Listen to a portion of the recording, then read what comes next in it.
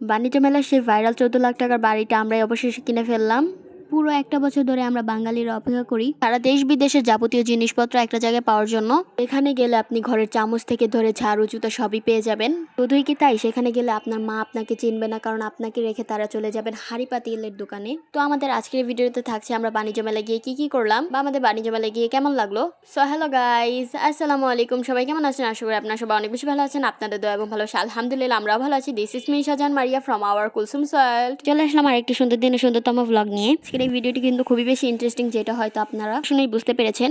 আমরা সবাই বাণিজ্য মেলায় গিয়েছিলাম আরো বেশ কিছুদিন আগে। ময়মনসিংহ থেকে আসার পরপরই গিয়েছিলাম বাণিজ্য মেলায়। আমাদের ফোনে ময়মনসিংহের অনেকগুলো ভিডিও ছিল। ভিডিওগুলো আপলোড না দিয়ে যদি বাণিজ্য মেলার ভিডিও আপলোড দিতাম তাহলে কিন্তু আপনারা কনফিউজড হতেন। ময়মনসিংহের ভিডিও শেষ করে এখন আপনাদের সাথে বাণিজ্য মেলার ভিডিও শেয়ার করছি। আমরা বাণিজ্য মেলায় যাওয়ার জন্য বের হয়ে গিয়েছিলাম দুপুর 12টা বাজে, কিন্তু আমাদের পৌঁছাতে দুপুর 2টা বেজে গিয়েছিল। আর রাস্তার মধ্যে তো অনেক বেশি জ্যাম ছিল। তো পৌঁছে টিকিট কেটে নিলাম, আর টিকিট কেটে এখন এন্ট্রি করে নিচ্ছি। আমরা সবাই কিন্তু এই প্রথম গিয়েছিলাম বাণিজ্য মেলায়। এর আগে আমরা কেউই বাণিজ্য মেলায় যাইনি। এটাই ছিল আমাদের সবার জন্য এই প্রথম বাণিজ্য মেলা যাওয়া। আমরা গিয়েছিলাম বুধবারে, মনে করেছিলাম বুধবারে হয়তো ভিড় হবে না, শুক্রবারে গেলে হয়তো বেশি ভিড় হবে, কিন্তু বুধবারে গিয়েও দেখি অনেক মানুষ ছিল, অনেক ভিড় ছিল। বাণিজ্য মেলায় গিয়ে কেন জানি নিজেকে অনেক সেলিব্রিটি মনে হচ্ছিল।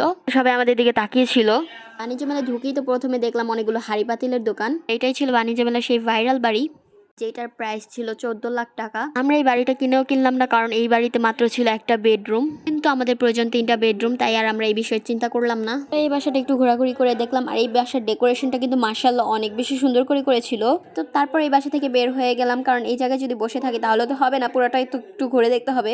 আর এই তো আমরা দুই বোন মিলে একটু ক্যামেরার সামনে ঢং করে নিলাম। সবাই কিন্তু আমাদের দুইজনকে দেখে মাশাআল্লাহ বলবেন। আর এই বাণিজ্য মেলার জুতার কালেকশনগুলো কিন্তু মাশাআল্লাহ অনেক সুন্দর। আর এখান থেকে আমরা এক জোড়া জুতা কিনে নিয়েছিলাম। আর সত্যি কথা বলতে আমাদের সবারই কিন্তু বাণিজ্য মেলায় গিয়ে খুব একটা ভালো লাগেনি। ফ্যামিলির মধ্যে বা আমাদের পরিচিত যারাই গিয়েছে তারাই কিন্তু বলেছে West of money and West of time. আপনাদের কাছে বাণিজ্য মেলায় গিয়ে কেমন লেগেছে সেটা একটু কমেন্ট করে জানাবেন। আর আমরা এখান থেকে 2টা বটি কিনে নিয়েছিলাম আর একটা রুটি মেকার কিনে নিয়েছিলাম। তারপর এই জিনিসগুলো কিনে ওই দোকানে রেখেই তারপর আরেকটু ঘোরাঘুরি করে দেখছিলাম।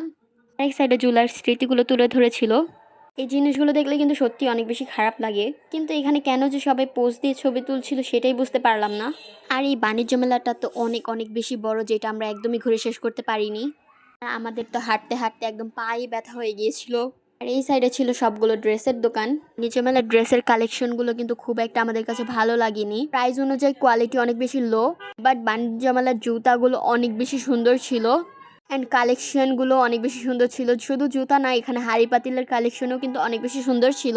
আমার আম্মু তো বাণিজ্য মেলায় গিয়ে শুধু হাড়ি পাতিলই দেখছিল, অ্যান্ড শুধু কি হাড়ি পাতিল দেখেছি, সেখান থেকে অনেকগুলো হাড়ি পাতিলও কিনে নিয়ে এসেছিল। আর মার্শাল্লাহ আমাদের সাফিয়া বেবি, আমরা বাণিজ্য মেলায় যে মার্শাল্লাহ সাফিয়া বেবি কিন্তু আমাদেরকে একদমই জ্বালায়নি। ও পুরোটা সময় অনেক বেশি শান্তশিষ্ট ছিল। ওকে নিয়ে যদি আমরা কোথাও ঘুরতে যাই সেখানে তো একদমই আমাদেরকে বিরক্ত করে না। ও আরও বাণিজ্য মেলায় গিয়ে খুবই বেশি এনজয় করছিল। এতগুলো মানুষ দেখে ও অনেক বেশি খুশি হয়ে গিয়েছিল। সবাই কিন্তু সাফিয়া বেবিকে দেখে মাশাল্লাহ বলবেন। যাই হোক, তারপর সাফিয়া বেবির জন্য ডাইপার কেনার জন্য একটা ডাইপারের দোকানে গেলাম। তারপর ডাইপার কিনে আরেকটু ঘোরাঘুরি করে দেখছিলাম। এখানে ব্লেজারের কালেকশনগুলো কিন্তু অনেক বেশি সুন্দর ছিল। বাণিজ্য মেলায় ঘোরাঘুরির ভিডিও কিন্তু এক পার্টে দিলে শেষ করা যাবে না। এক পার্টে দিলে কিন্তু অনেক বেশি বড় হয়ে যায়, যেটা দেখতে আপনারাও হয়তো বোর ফিল করবেন। তাই বাণিজ্য মেলায় ঘোরাঘুরির পার্ট 2টা করেছি। এটা ছিল বাণিজ্য মেলায় ঘোরাঘুরির পার্ট 1। তো ইনশাল্লাহ আগামীকাল পোস্ট হয়ে যাবে। এখানে অনেকগুলো ওয়ান পিস বিক্রি করছিল, যেগুলোর প্রাইস ছিল মাত্র 300 টাকা করে। আর এই সাইডে ছিল অনেকগুলো জুয়েলারিসের দোকান। এখানে জুয়েলারিসের কালেকশনও কিন্তু অনেক বেশি সুন্দরই ছিল। আচ্ছা আঙ্কেল আন্টিরা, আমাদের ভিডিওগুলো আপনাদের কাছে কেমন লাগে সেটা কিন্তু আপনারা অবশ্যই কমেন্ট করে জানাবেন। আমাদের ভিডিওগুলো যদি আপনাদের কাছে ভালো লেগে থাকে তাহলে কি করবেন, অবশ্যই লাইক কমেন্ট শেয়ার করবেন, আমাদের ফেসবুক পেজ ফলো করবেন, ইউটিউব চ্যানেলটি সাবস্ক্রাইব করবেন। আর আমাদের আজকের এই ভিডিওটি আপনাদের কাছে কেমন লেগেছে সেটা কিন্তু আপনারা অবশ্যই কমেন্ট করে জানাবেন। আর আপনারা আমাদের থেকে কী টাইপের ভিডিও দেখতে চান সেটাও কিন্তু চাইলে কমেন্ট করে জানাতে পারেন। আঙ্কেল আন্টির আমার ভয়েস ওভারের সাথে কি আপনারা সাফিয়া বেবির চিৎকার শুনতে পাচ্ছেন? যদি আপনারা কেউ শুনতে পেয়ে থাকেন তাহলে কিন্তু কমেন্ট করে জানাবেন। আমাদের এই দুষ্টু বুড়ির জন্য আমি এখন ভয়েস ওভার দিয়েও শান্তি পাই না। ভয়েস ওভার দেওয়ার জন্য যেই রুমেই যাই না কেন সেই রুমে গেলেও কিন্তু ওর চিৎকারের আওয়াজ শোনাই যায়, কারণ ও অনেক জোরে চিৎকার করে। আর ওর এই চিৎকারের আওয়াজ কিন্তু আমাদের পুরো ঘরে শোনা যায়, মাঝে বাহির থেকেও শোনা যায়।